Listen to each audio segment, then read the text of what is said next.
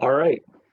Good evening and welcome to the second installment of the Hagen History Center Spring 2021 Speaker Series. I'm Jeff Sherry, Museum Educator at the Hagen History Center. Our speaker tonight is Dr. Jeff Bloodworth from Gannon University, who will speak about the historic and contentious 2020 election. Before I turn it over to our guest, just a few announcements from the Hagen History Center. We are currently closed due to the pandemic, but we're working to complete new exhibits in our new exhibit building, as well as those in the Watson Curtsey Mansion and the Wood Morrison House on our West 6th Street campus. We plan to be open in late spring of this year. Our staff has created many blogs and videos that are available on our website at www.eriehistory.org, and we encourage you to check out those regularly. Tonight's presenter is Jeff Bloodworth. He is a professor of history, co-director of the School of Public Service and Global Affairs at Gannon University in Erie, Pennsylvania. A political historian, works on the history of contemporary American liberalism and genocide studies. He has published widely on the travails of the Liberal Project, the history of humanitarian intervention, and the American foreign policy impulse abroad. He is currently midway through a biography of Speaker Carl Albert, who presided as majority leader during the Great Society and Civil Rights era, and as Speaker during Watergate. Heartland Liberal is under contract with the University of Oklahoma Press. Dr. Bloodworth holds a PhD in modern United States history from Ohio University's Contemporary History Institute and a certificate on contemporary history from the University of Copenhagen. His book, Losing the Center, The Decline of American Liberalism, 1968-1992, Kentucky Press, was nominated for the L.S.W. Hawley and Frederick Jackson Turner Awards. Bloodworth received grants and fellowships from several U.S. presidential libraries, the U.S. Holocaust Museum, and research repositories and environmental institutes throughout the So then you're just going to leave the TV where it is. What about that coffee table? It's not serving any purpose. Sarah, your voice is on. I just think a lot of Anyway, I left off at the Holocaust Museum, research repositories, and educational institutes throughout the United States, as well as Germany, Israel, Poland, and ladies and gentlemen, Jeff Bloodworth. Edition, floor-wise, but I haven't had a chance to, it's not like I can get there. Well, good evening. I'd like to thank Jeff Sherry and the entire staff at the Hagen History Center for the invitation to give this talk on the 2020 election. This talk will also— Yeah, I know that you just want to junk a lot of stuff. I do as well. Along with the historical context. It's in a overwhelming sense how much is there, and that just makes of what may be that whole. Okay, so first, for the long-term view, over an 84-year span from 1932 to 2016, our politics has largely been a dialogue between Franklin Roosevelt and Ronald Reagan. Between these liberal and conservative 30-yard lines, Republicans and Democrats have debated the size of Social Security and Medicare and the extent of our multilateral commitments abroad. Shaped by the Depression, World War II, and Cold War, American politics was governed by this consensus. To be sure, there were thoroughgoing conflicts, but there was an accord regarding the parameters that bracketed the debate of the great consensus. Those who strayed beyond those bounds were exiled from the mainstream. Donald Trump and the 2016 election signaled that the age of the great consensus was over. 2020 confirmed it. In 2016, the political tectonic plates shifted.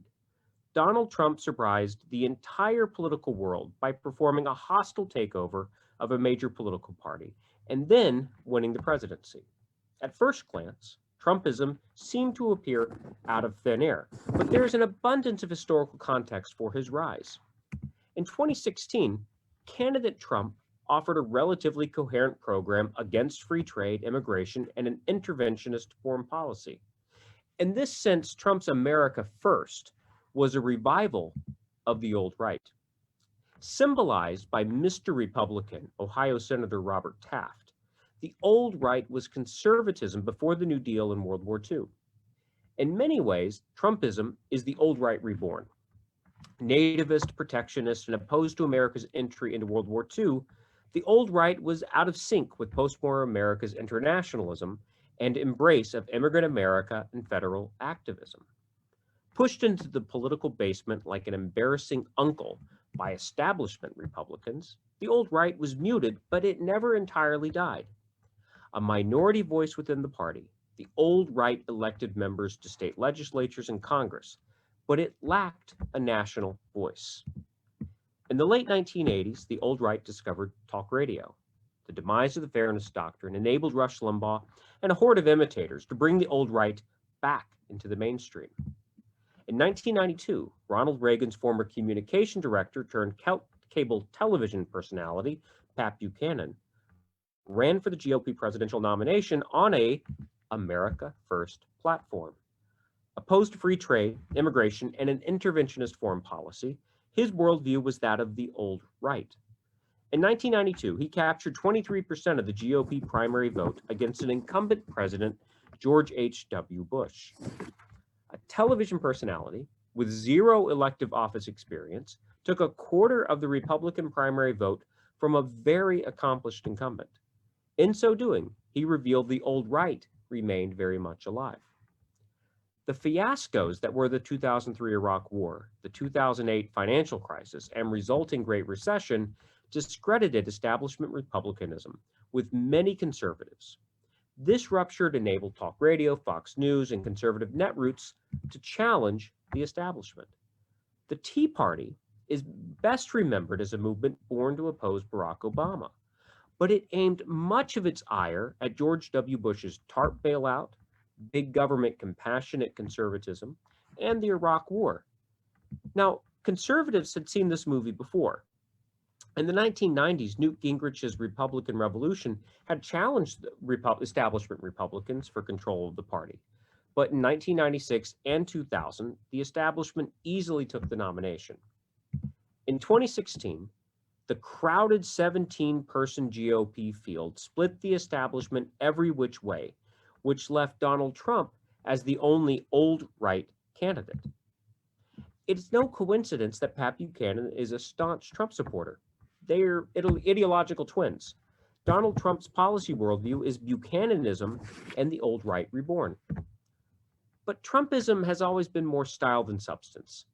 Similar to his policy worldview, the president's yop is not without precedent. In one sense, performative Trumpism is a return to the rambunctious, hyper-partisan politics of the late 19th century. Before radio, TV, and the internet, politics was mass entertainment. Gilded Age politicians engaged in hyperbolic rhetoric and over-the-top performance as a matter of political survival. In that era, boring politicians quickly became former politicians. During the Gilded Age, voters saw the stakes as existential. Due to the Civil War and profound economic anxieties born from industrialization and economic panics, Republicans and Democrats viewed one another more as political enemies than the loyal opposition. During that era, control of the Congress and White House switched between both parties with stunning regularity. With neither party able to gain a permanent advantage and both seeing the other as a mortal threat, voter turnout surged. During that era, voter turnout averaged nearly 80%, which is about 25 points higher than the average turnout for 20th and 21st century presidential elections. Similar to the Gilded Age, we live in the shadow of a divisive era, meaning the 1960s, and during a time of enormous technological change and financial uncertainty. The COVID lockdowns have merely added fuel to the fire. Like the Gilded Age, neither party has established itself as the majority party. Since 1993, either the Senate or the House has changed hands between the parties 8 times. And the White House has regularly moved back and forth between Democrats and Republicans. Motivated by negative partisanship and seeing the stakes as existential, voters are turning out. In the 2020 election, 66% of eligible voters went to the polls, the highest percentage since the end of the Gilded Age.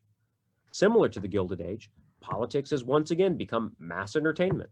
On cable news, talk radio, Twitter, and Facebook, a hunkered down nation has tuned into a presidential race for escape. For decades, observers have bemoaned low turnout rates in elections. The irony is that high turnout eras also make for divisive politics, or divisive politics make for high turnout. Whatever the case in this chicken and egg equation, the lesson is be careful what you wish for. Now, at his best, President Trump is an amalgam of William Jennings Bryan and Andrew Jackson, the figures who best embody the martial, rough-hewn, plain people populism of rural America. Populism is a contested and hazy term. Any impulse that applies to both Bernie Sanders and Donald Trump is complicated. A foundational piece of the American political tradition, populists think of themselves as members of what we call the regenerative periphery. These are folks who live outside the halls of political, economic, and cultural power, meaning DC, Wall Street, and Hollywood. And they see the nation's ills as emanating from a corrupt elite. As the virtuous true inheritors of the American Revolution, in their own eyes, populists seek to expel the corrupt elite from the halls of power, or the swamp, and bring forth a national revival. In the 1820s, Andrew Jackson was the populist tribune of frontier America. Martial, rough-hewn, and vulgar, Jackson's movement was a double-edged sword. He democratized America by removing all property owning requirements for the white male vote. He eradicated old elitist norms. But his movement also endorsed the ethnic cleansing that was the Indian Removal Act and Trail of Tears, and was built upon a white supremacy that further institutionalized chattel slavery. At the height of the Gilded Age in the 1890s, William Jennings Bryan nearly rode the populist movement into the White House. The Democratic nominee for president had capitalized upon rural America's economic pain and sense of cultural marginalization. This should sound familiar. The first ever major party presidential candidate to barnstorm the nation for votes, he inveighed against urban industrial America on behalf of the plain people. A teetotaler and pacifist, Bryan differed from Trump in his squeaky clean personal life. Both men, however, possessed the ability to mesmerize crowds with oratory and send shivers up the spine of educated elites. The great commoner was rural America's political champion for more than a quarter of a century. His calls for federal intervention into American life foreshadowed the New Deal. It also rendered him into a radical for large swaths of America. Jackson and Bryan shared little in their private lives, but politically, their ability to motivate and organize rural America by decrying corrupt elites created the modern populist playbook. At its worst, populism easily devolves into demagoguery. A simplistic formulation, some populists scapegoat marginalized groups as the imagined corrupt elites responsible for the nation's ills. In the 20th century, Trump's antecedents include the likes of Joseph McCarthy and George Wallace. Wielding anti-communism as a cudgel, McCarthy, who was a raging alcoholic and a congenital liar, dominated the national limelight during the 1950s, with reckless charges that communists controlled the levers of national power. A decade later, during the mid to late 60s, George Wallace became the nation's most high-profile segregationist, promising, famously, segregation today, segregation tomorrow, segregation forever. The Alabama governor also ran surprisingly strong presidential candidacies in 1964, in 1968, and 1972. If not for a bullet that paralyzed him in the midst of the 1972 primaries, he very well could have captured the Democratic nomination, a hostile takeover of a major political party by an emotionally fragile, hyper-ambitious showman very nearly occurred a generation before Trump.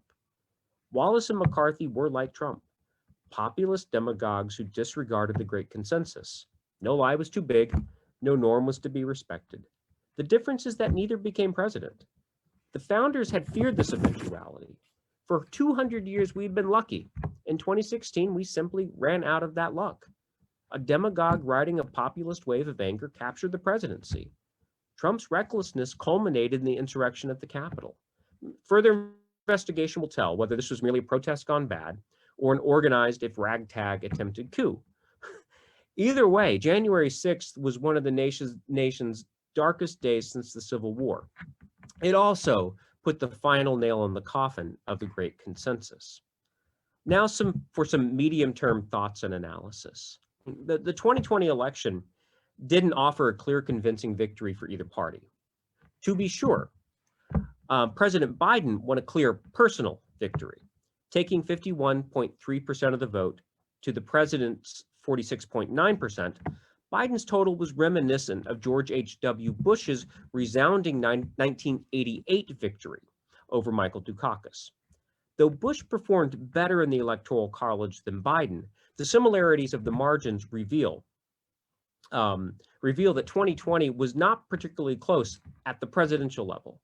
Yes, a margin of 50,000 votes in Georgia, Arizona, and Wisconsin would have resulted in a 269 electoral college tie, which we might call peak 2020. But a longer lens of historical perspective reveals the depths of Trump's rebuke. In our nation's 58 presidential contests in the nation's history, a mere 5 elected incumbents have lost in one-on-one campaigns. Generally, when incumbents lose, they lose in multi-party races, right? Only 5 have lost in the history of the country in one-on-one campaigns. President Trump was only the 3rd elected incumbent to lose a one-on-one race since 1888. Similar to Bush in 88, Biden did not have congressional coattails. Surprising most every observer, the GOP took 13 House seats. These GOP victories occurred mostly in suburban districts that went Biden and had trended Democratic in 2016 and 2018. Observers surmised that progressive rhetoric of defund the police and socialism had scared nominal Republicans to split their tickets, meaning Republicans who voted Biden at the top of the ticket, but also voted for House Republicans at the bottom of the ticket. Facing a gerrymandered map that favored Republicans, Democrats also eschewed door-to-door campaigning due to COVID. As a result, Democrats lost a series of House races by the narrowest of margins. In close races, everything matters. Most observers, however, agree, fair or not, the left wing of the party's socialist and defunding the police rhetoric hurt Democrats with South Florida voters, rural Hispanics, and Republican suburbanites. In 2020, Democrats maintained their hammerlock over the popular vote in presidential elections. Since 1988, only one Republican, George W. Bush in 2004, has won the majority of the popular vote. This is the longest losing streak by a major party in American history. The GOP's monopoly of the rural white vote gives them a narrow electoral college route to the White House. The electoral college's rule tilt means Democrats must win well over half of the popular vote to win the electoral college. Similar to the electoral college, the Senate is also tilted in the GOP's favor. The Republican dominion of the rural white vote means the party will either control the Senate or limit Democratic majorities such that they can block most legislation via the filibuster. Sadly, only one state, Maine, re-elected a Republican senator, Susan Collins, while giving a majority of its votes to Biden. In the past, voters had regularly split their tickets. As recently as 2008, Arkansas, for example, voted John McCain for president, yet had 2 Democratic senators. In 2020, Republicans limited their Senate losses to seats in blue states, Arizona, Colorado, and Georgia. Despite the razor-thin margins in the Congress, the 2020 election, I would argue, was not a mixed signal. A clear majority of voters rejected the president and Trumpism. While not the landslide Democrats had hoped for, it was a clear and convincing victory.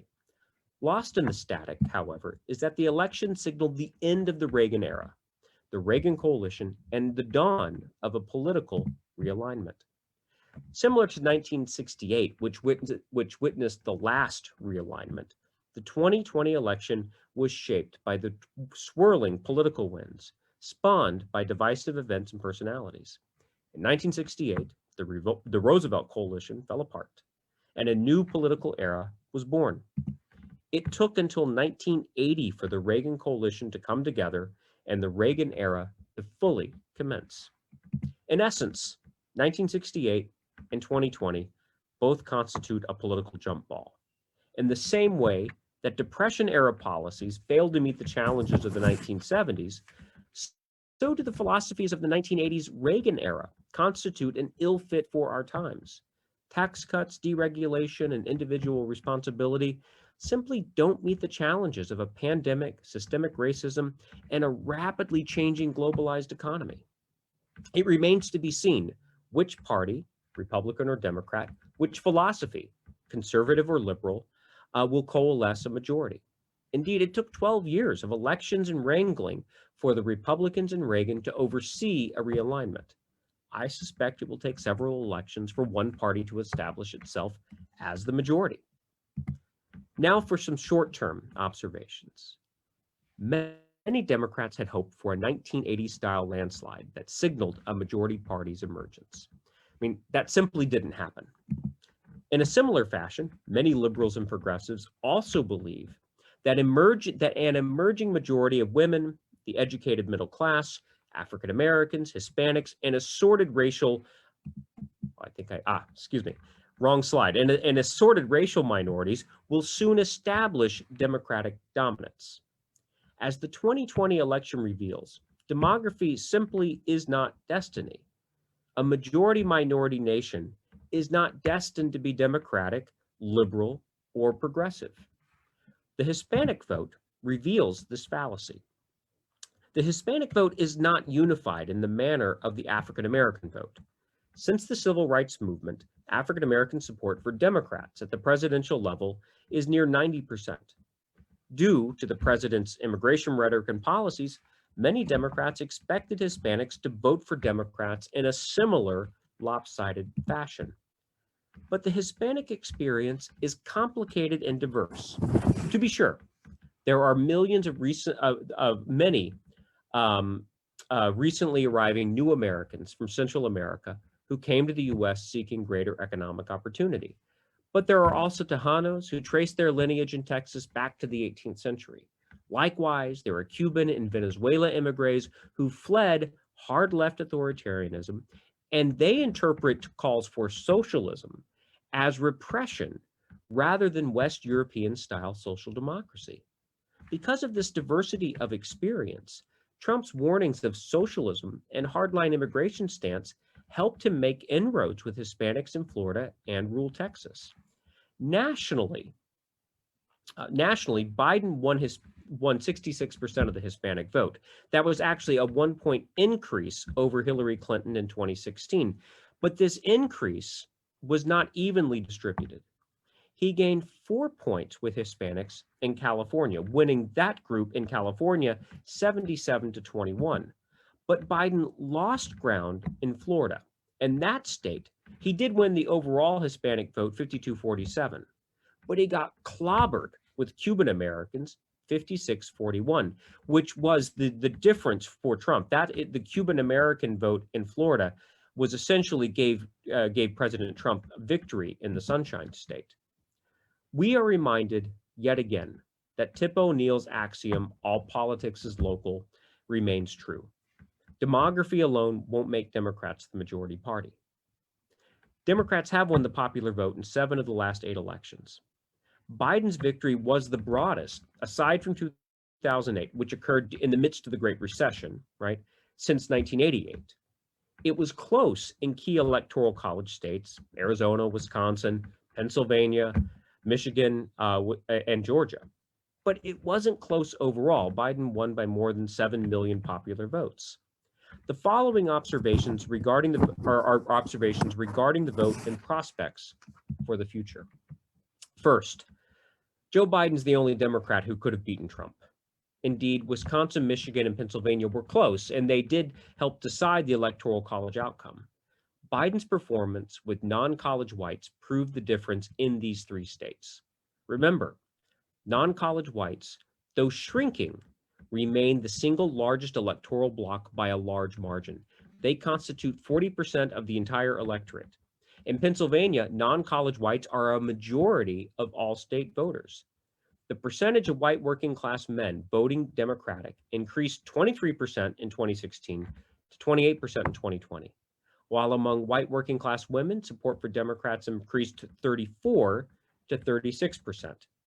These Rust Belt states were decided by these voters. More importantly, ask yourself, who besides Joe Biden would have won Erie County? Don't delude yourselves. There's no magic repository of secret Bernie Sanders voters in McCain or Waterford. Alone, among all the 2020 Democratic presidential aspirants, only Joe Biden could have turned the swing county and the swing state of Pennsylvania blue.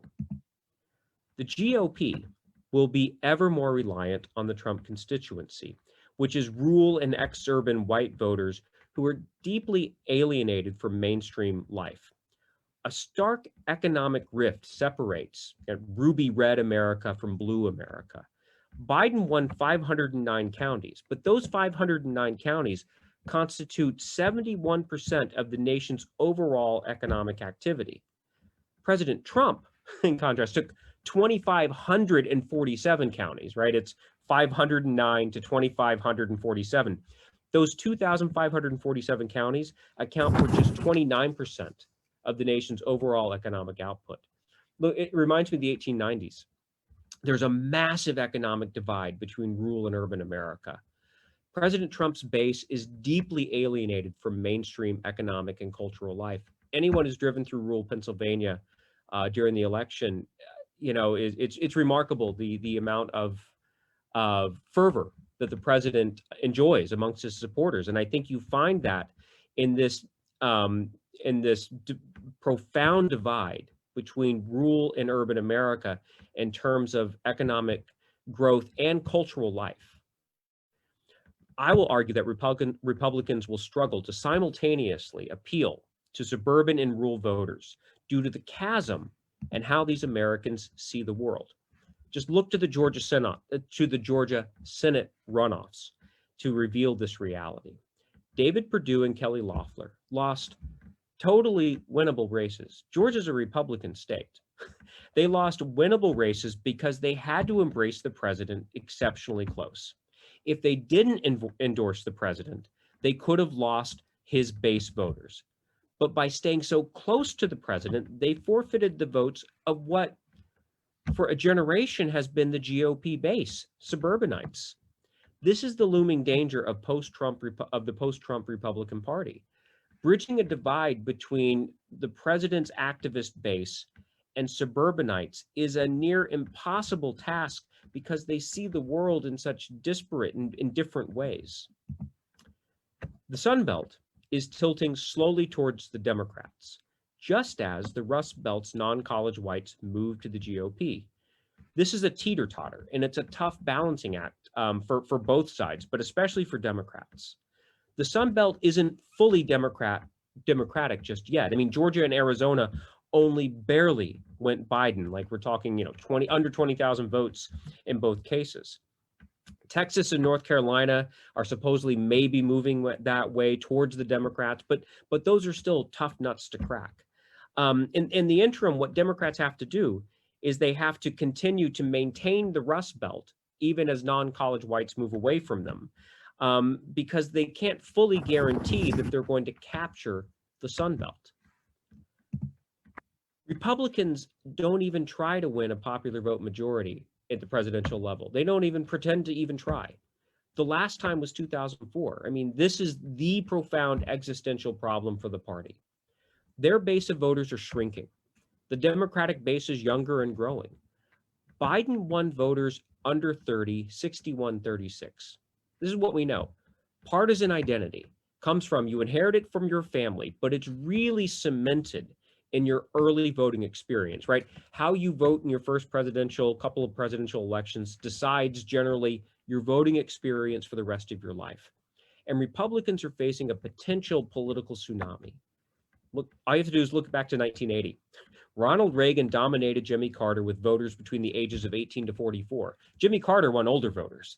Ronald Reagan won the younger voters. It set the stage for a generation of Republican dominance. One senses that the Republicans could lose a generation of voters and a generation of elections if this trend holds. A Biden presidency depends on a few key Senate Republicans joining with the Democratic Senate to pass bipartisan legislation. mean, President Biden has talked about unity as a theme. Senate Majority Leader Mitch McConnell can bottle up a lot of legislation due to the filibuster, but not all. Right. I mean, there are budget issues that can be passed through reconciliation that you can't filibuster. But a cadre of Republican senators, Mitt Romney, Lisa Murkowski, Susan Collins, among others, can help loosen the logjam. The Democratic battle between moderates and progressives will also decide that party's prospects. I suspect Bernie Sanders will work with the administration. He and Joe Biden have a close personal relationship, and he will work, I think, to keep left-wing Democrats close to the administration. Sanders is what, 80 years old? Once he retires, all bets are off. The real inter-party battle will be within the GOP. I doubt President Trump's going to form a third party. He will instead try to maintain his influence within the GOP by constantly threatening to bolt. I mean, this is what he did during the 2016 primaries. So I don't think it will be a third party, but the Republican fight between the people who are pro-Trump versus anti-Trump threatens to unravel the Republican Party. The January 6th insurrection and attack on the Capitol building and Congress also has a historical precedent. The white-hot politics and events of the late 60s, which include assassinations of King and Kennedy, violent anti-war protests, and the civil rights movement, radicalized a subset of young activists. In the early 60s, young activists had looked upon America as an imperfect experiment capable of being reformed. Fast forward to 1969, tens of thousands of these very same activists were transformed and radicalized by events. By 1969, tens of thousands proffered a comprehensive and jaundiced view of their country. I mean, and it is not overstating it, right? If you listen to their rhetoric, they sought, well, not just their rhetoric, but their actions. They sought nothing less than an armed revolution. One organizational schism of this impulse, the Weathermen, planned and staged an armed insurrection on the streets of Chicago in October '69. This event, the Days of Rage, was intended to be an opening salvo of literally a larger national guerrilla war. I mean, the Weathermen's Days of Rage, I would argue, is the nearest historic comp that we have for the events of January 6th. Now, to be clear, civil rights movement, Vietnam War, and political assassinations are far weightier rationales for radicalization than those of the roots of Trump's motley army of insurrectionists. But the Weathermen, like hardcore Trumpists, self-radicalized in their self-created echo chambers, and they created something more akin to a death cult than a political movement. I mean, in an era of COVID and quarantines, QAnon conspiracies propelled by gutter-dwelling websites and provocateurs have radicalized tens of thousands of Americans. I mean, this is not anywhere near a majority of Trump supporters. It's a very small schism. The same way with the Weathermen. In the late 60s and early 70s, most anti-war protesters were not violent. They were not pro-North Vietnam. They did not want to stage an armed insurrection, but a small radicalized subset of them absolutely did. Similar to the January 6th insurrection, the Days of Rage attracted hundreds of activists to Chicago and resulted in tens of thousands of dollars in damages, as well as scores of arrests. Imagine in 1969, if there were a president promoting the Days of Rage. One can envision a much larger turnout if it had possessed any mainstream endorsement. Instead, every mainstream politician denounced them. The Days of Rage failed to spur the hoped-for mass revolution. After this failure, the Weathermen decided to wage a low-level war of violent insurrection. People forget, there were thousands of incidents of domestic bombings perpetrated by left-wing domestic terrorists in the early 1970s.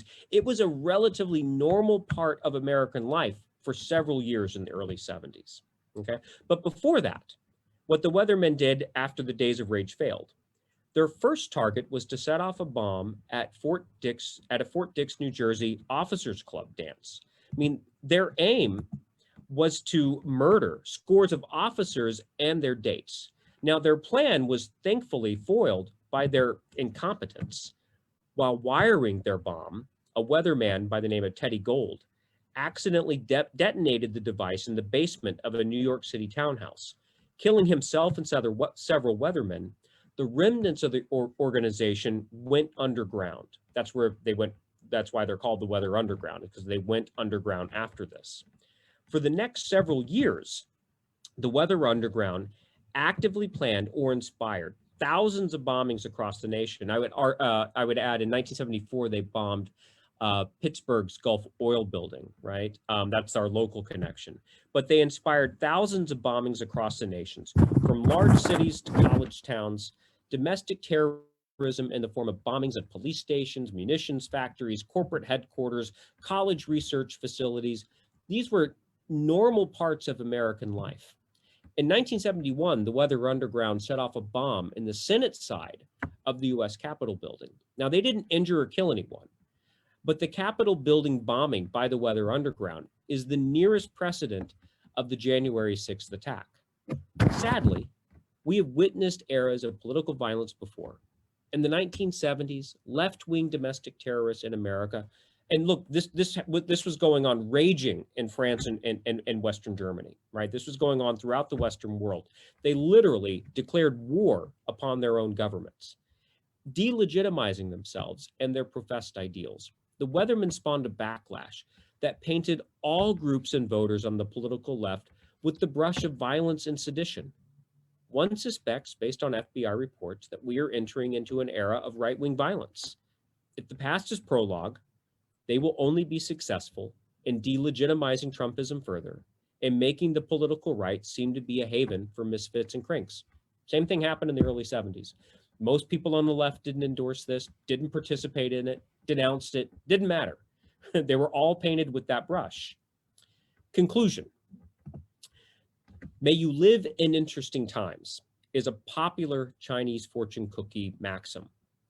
I surely speak for many who yearn for a less interesting era of events and newscasts.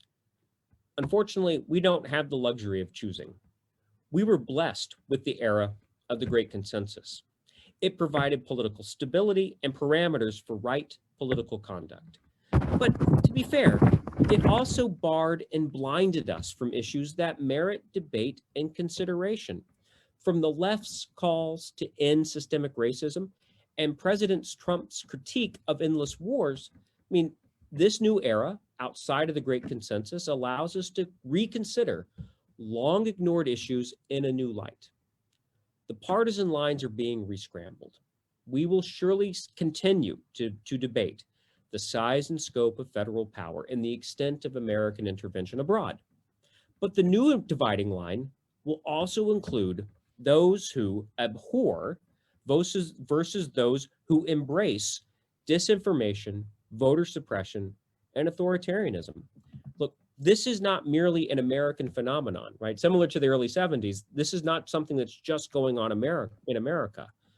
In Poland, in France, in Hungary, in Turkey, democracies across the world are facing a common rising authoritarian tide. I remain nevertheless optimistic. Our American democracy has always been a rambunctious churn of a restless, entrepreneurial, and ambitious people.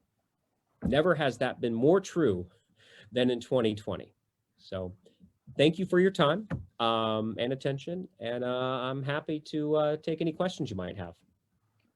Well, thank you, Jeff. That was fantastic. I'd also like to thank Sarah, our tech support helper, and all of you who watched online. And so far, we have no questions from the general public, Jeff. So I'd just like to thank you. And I would tell anyone who does have a question, you may contact me at jsherry@eriehistory.org, and I will be sure that Dr. Bloodworth gets them. Rather than sit here and wait for questions, I'll wrap up with who our next speaker is, Jeff. Our next speaker will be on Wednesday, February 3rd, 2021 at 7 p.m. Matt Harris, Pennsylvania State Trooper, who will speak about his program, Character, Be About It. Harris is the president and CEO of this prevention-based program, taught and by trained law enforcement officers to instill important character traits in children grades K through 8. So be sure to join us. Jeff, I'd like to thank you again for that fantastic historical perspective on this. In many ways, I suppose it doesn't make us feel any better, but in a way, we do see a trend. We have one question. All it says is, what about the religious right? I assume they mean, where do they stand in this picture? Conservative evangelicals, surprisingly, supported President Trump, even though President Trump's lifestyle was counter to conservative evangelicals and their lifestyle. I guess I would say, the religious right, they're a relic of the past. In terms of being a powerful political force in American life. They came of age in the 1970s, and they helped make Ronald Reagan and the Republican Party into a majority party.